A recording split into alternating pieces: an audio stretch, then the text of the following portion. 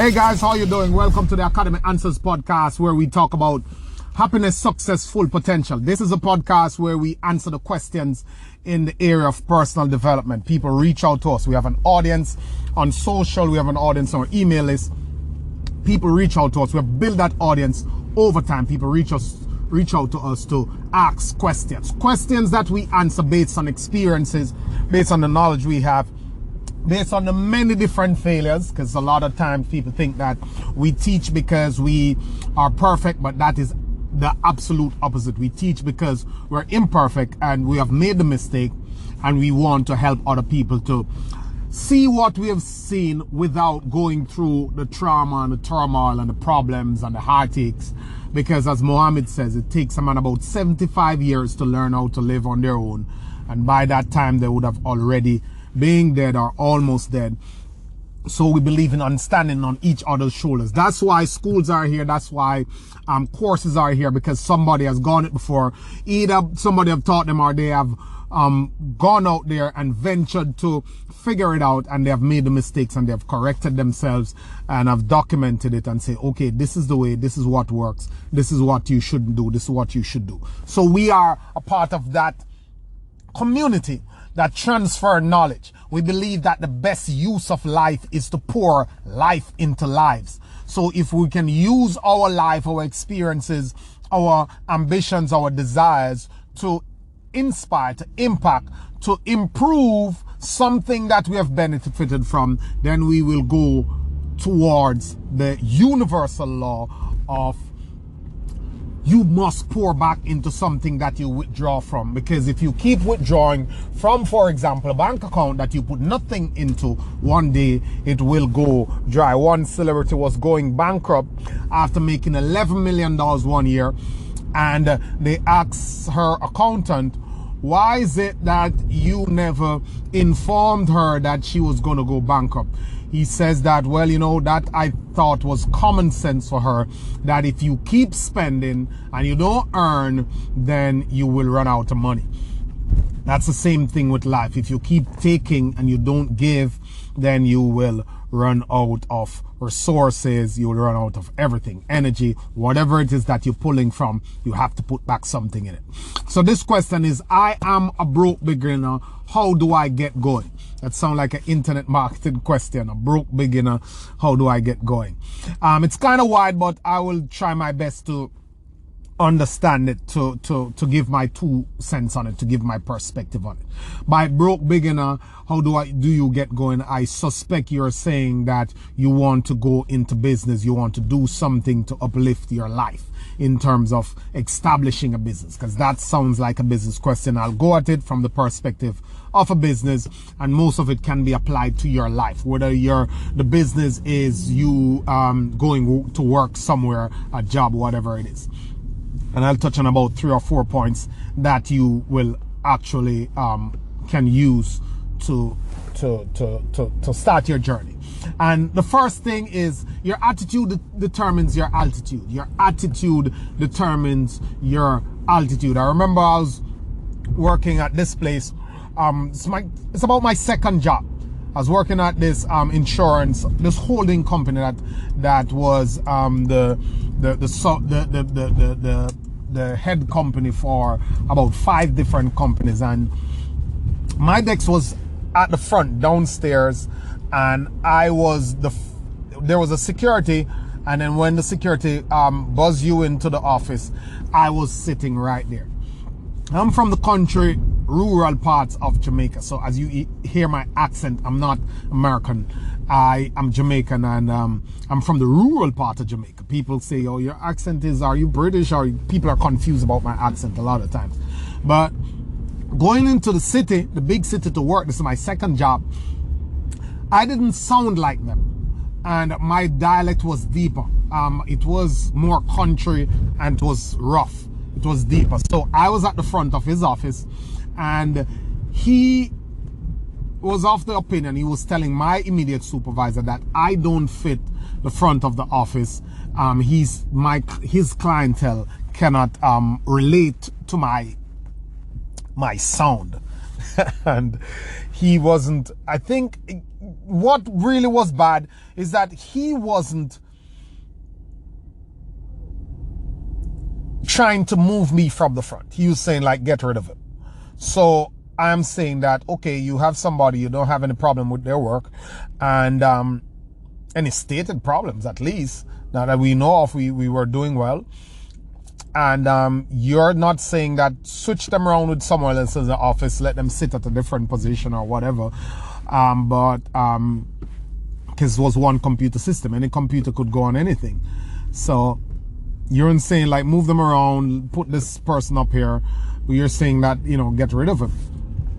He wasn't hardcore saying let him leave tomorrow, but I suspect that anything that occur would be like the straw that breaks a camel back. You know, it would be just one go. Anyway, it was going on and on and on for a couple of months, and then there was this sudden public holiday that was called because the country was qualified for the World Cup for the first time in its history, for the Football World Cup, Soccer World Cup. So there was a holiday on the weekend. Nobody was to go to work. It was a lot of confusion on the news. Companies were saying to their staff, come in, blah, blah, blah, anyway. So I went in the morning because I was like, well, you know, I don't know what's going to happen. I don't know if these companies are open, what's going to happen. Let me go in and see. So I went in the morning. When I got in at about 8:30, thing work started at 9. I was standing there to see if anybody would come at 9 o'clock. 9 o'clock, excuse me, 9 o'clock, the guy showed up, the same CEO who wanted to get rid of me. And I was the only one standing there. And he said, young man, you're here. That's admirable. I respect you for that. And from that day on, everything was good between me and him. He taught me a whole lot about business. He would bring me to his office. I'd sit there to watch him for hours upon hours, and he would say, you see how I handle that young man, you see how I handle that young man. And I got a lot from him in terms of business. His whole perspective on me changed. Why did that change? It changed because of my attitude. My attitude was, yeah, this is a holiday. I'm not going anywhere. It's a public holiday. They can't do me nothing. I didn't even think about that. I just woke up and go to work. And I went to work that day.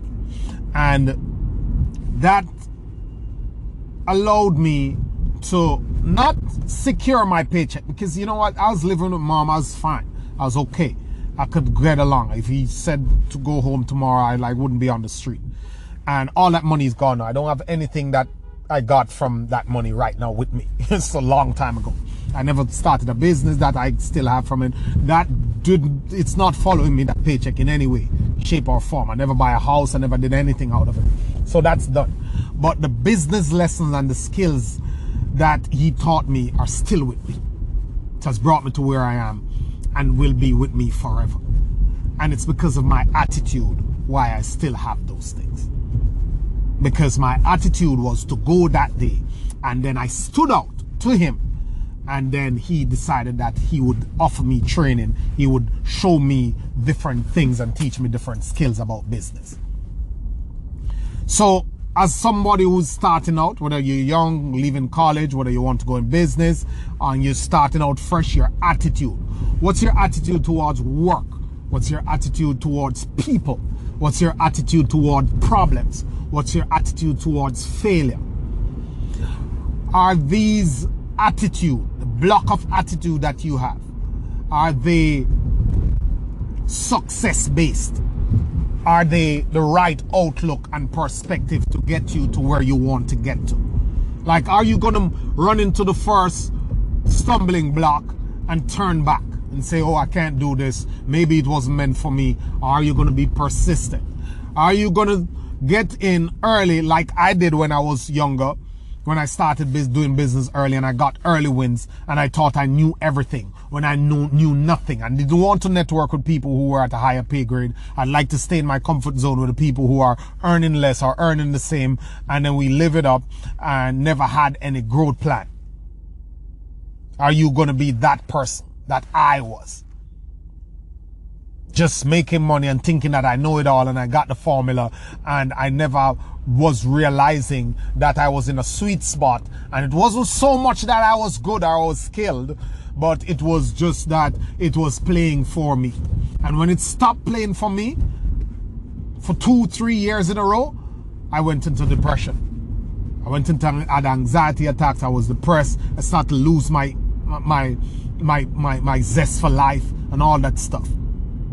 Are you gonna have the attitude of a learner, thinking that, look, there's more to learn, there are these things that I need to do, success leave clues, let me look at people who are above me, let me get into those circles, let me shore up my foundation, let me grow? Will you have that attitude? Will you have the attitude to walk away from the crowd, to not seek validation, to not worry about social statuses? It's an attitude. It's an attitude that will determines your altitude. That's it. That's all. It's how you look at things, and that's what attitude is. Attitude is the emotion that shape your outlook. The emotion that shape your outlook. When you don't have food, will you shut down or will you give thanks that you have health and you can find a way to get food? When you don't have any support system, will you believe that you can make it through? All those things is what will make it pop for you, is what will make it go, it's what will make it make sense. The next thing is your commitment to excellence. Are you committed to getting better at your craft? Because as I always say, if you're not growing, you're declining. There's no middle ground. People have businesses, people have skill sets, and they're not learning anything. They give them something in the textbook and they come out and they get the certification, and that's all they ever do. You go into these professional places and they're backwards. Everything is old. They don't know about the new stuff. You go on Google and Google have more information than they do. And it's in the first result. It's in the front of the search, and you realize that they have never done anything to improve themselves after that initial certification. And they get left behind. And they're complaining that they've spent a lot of money and they've been in it for a long time, but they don't realize that things are moving and things are changing every day. And information is becoming obsolete every 3 months. And they're not getting the new facts because they're not committed to staying ahead. They're not committed to mastering their craft and to being on the cutting edge of the stuff. Will you be that person? Will you be committed, or will you be sunk in mediocrity? What is your commitment to excellence? Because your level of success is in direct proportion to your commitment to excellence. I'll say that again. Your level of success will be in direct proportion to your commitment to excellence. So will you learn? Will you grow? Will you have a growth mindset? The next thing is, how persistent are you? What's your belief system? And I always go back to this famous quote that is timeless.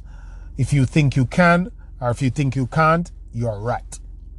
Will you constantly believe that, look, despite everything else that's happening around you, despite your past, despite your parenting, despite your educational background, despite the money in your pocket, despite your current reality, despite the friends you have, despite how many times you have been around before, will you still believe that you can figure it out? That is the belief system of winners. Nothing else will suffice. Everybody who has made it has gone through multiple mistakes, have scaled brick walls after brick walls after brick walls after brick walls, and have made it because they believe that they can do this.